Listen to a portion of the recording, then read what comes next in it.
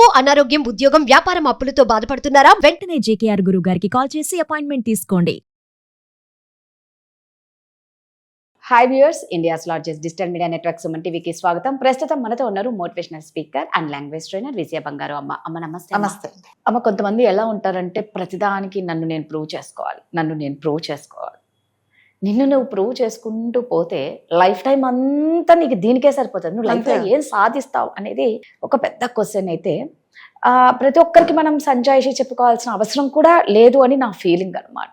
ఎవరికి ఇబ్బంది పెట్టనప్పుడు నువ్వు ఎవరికి సంజాయిషి చెప్పుకోవాల్సిన అవసరం లేదు. సో మనకు విలువ లేని చోట, మనకు రెస్పెక్ట్ ఇవ్వని చోట మనం ప్రూవ్ చేసుకోవడం అవసరమా? అస్సలు అవసరం లేదండి. ఒకటి చెప్పిన, మనకు ఇష్టం లేని చోట మనని అవమానించే వాళ్ళ దగ్గర ఎంత తక్కువ టైం ఉంటే అంత మంచిది. ఓకే, ఎంత కానీ మనని ఎవరైతే కేర్ చేయరో వాళ్ళ గురించి మనం ఎక్కువ, మనని ఎవరైతే లెక్క చేయరో వాళ్ళని మనం లెక్క పెట్టుకుంటాం. ఇదేంటి నాతో మాట్లాడటం లేదే, ఏమైంది, వాళ్ళ గురించి ఆలోచిస్తామన్నమాట. అది ఎందుకు మాట్లాడటం లేదో, మిమ్మల్ని చూసి జెలస్ ఫీల్ అవుతుందో, లేకపోతే ఇంకా మిమ్మల్ని చూసి భయపడుతుందో, మీ ఎదుగుదల చూసి తను అంటే మొహం తిప్పేసుకుంటుందో అని మీరు ఆలోచించకుండా ఎందుకో నాతో మాట్లాడటం లేదు అంటే ఎందుకు మాట్లాడటం లేదు, ఎవరి గిల్టీ ఫీలింగ్ వాళ్ళకు ఉంటుంది కదా. అంటే ఎప్పుడైతే మనని ఎవరైతే లెక్క చేయరో వాళ్ళ గురించి మనం ఎందుకు వాళ్ళ గురించి ఆలోచించాలి చెప్పి. ప్రతి ఒక్కరికి మనమేంటో మనం ప్రూవ్ చేయాల్సిన అవసరం లేదండి. మనమేంటో మనకు తెలుసు, మన క్వాలిటీస్ ఏంటో తెలుసు, మనం ఏం చేయగలమో ఏం చేయలేమో కూడా తెలుసు. ప్రతి ఒక్కరికి నేను మిస్టర్ క్లీన్ అని, నేను చాలా అదేంటి సిన్సియర్గా ఉంటాను, నా గురించి మీరు అలా అనుకోకండి. ఎంతమందిని పోయి మీరు సరి చేస్తారు చెప్పండి? ఈ ప్రపంచంలో ఎవ్వరికి నచ్చరండి. ఎవ్వరు, అందరికి 10 మందిలో 8 మందికి మనం నచ్చుతాం.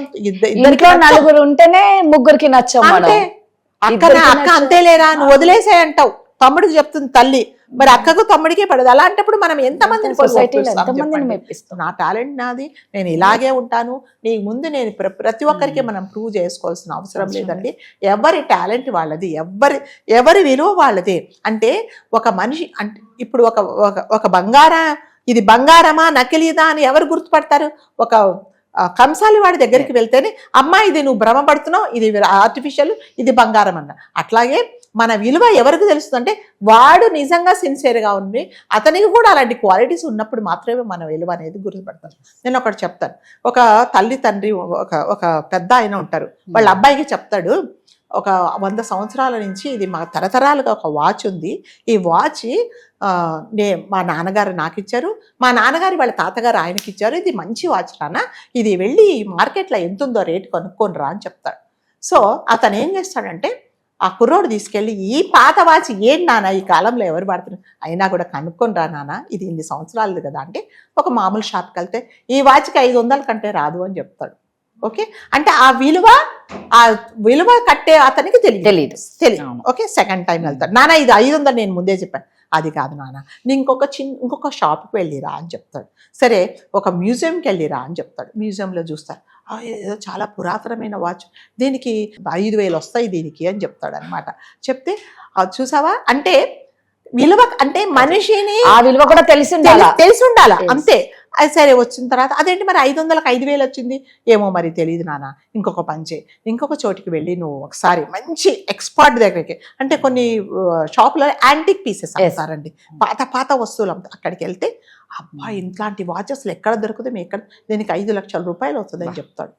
అంటే అప్పుడు చెప్తాడు అనమాట, అదేంటి నాన్న 500 అంటే ఒక వస్తువు విలువ కానీ ఒక మనిషి విలువ కానీ ఆ విలువ కట్టే వాడిని బట్టి ఆ ప్లేస్ని బట్టి ఉంటుంది.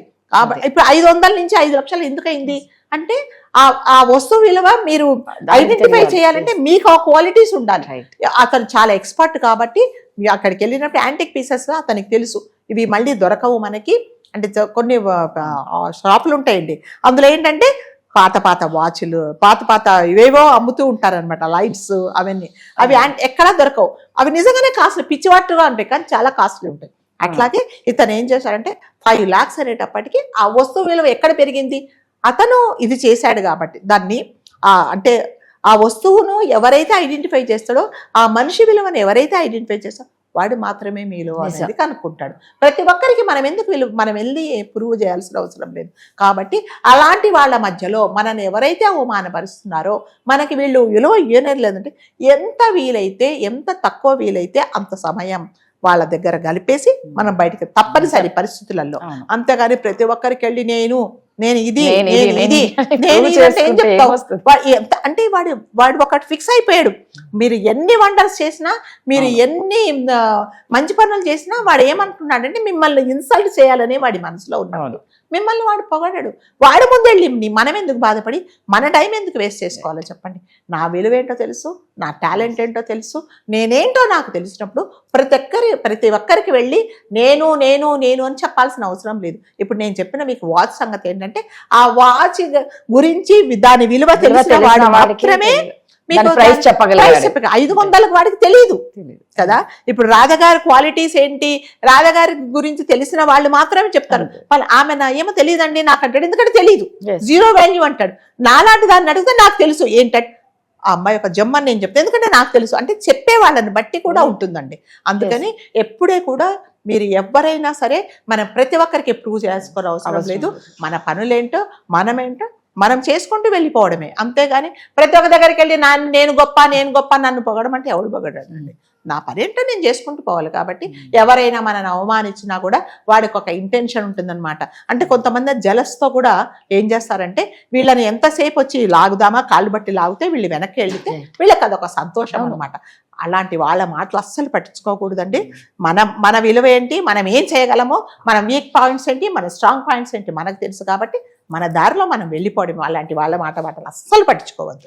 నిజంగా మీరు చెప్పిన స్టోరీ చాలా బాగుంది. అంటే విలువ తెలియని చోట అక్కడ మనం ఉన్నాము అంటే మన వాల్యూ పోతుంది అనేది అంతే ప్రత్యక్షంగా కనిపిస్తుంది. అంతే. 5 లక్షల వాచ్ ఆ విలువ తెలియని వాడి దగ్గర 500 రూపాయలు మరి, ఎందుకంటే వాడికి తెలియదు. సో అలాంటి వాళ్ళ దగ్గర మనం ఉండకుండా ఉంటేనే మన విలువ. ఇప్పుడు నేనేంటండి అంటే ఏంటండి ఏముందండి అంటారు. ఎందుకు? నీకు తెలియదు కాబట్టి.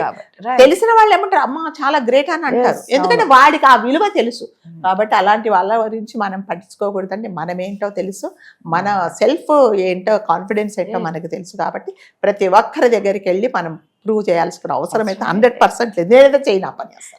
నిజంగా టైం వేస్ట్ పనులండి ఇవన్నీ. ఇప్పుడున్న హడావిడి లైఫ్ లో డబ్బులు ఎలా సంపాదించాలి, హెల్త్ ని ఎలా కాపాడుకోవాలన్న బిజీ టైంలో ఇలాంటి వాటికి టైం వేస్ట్ చేస్తే మాత్రం అవివేకులు ఎవరు ఉండరు. Thank you.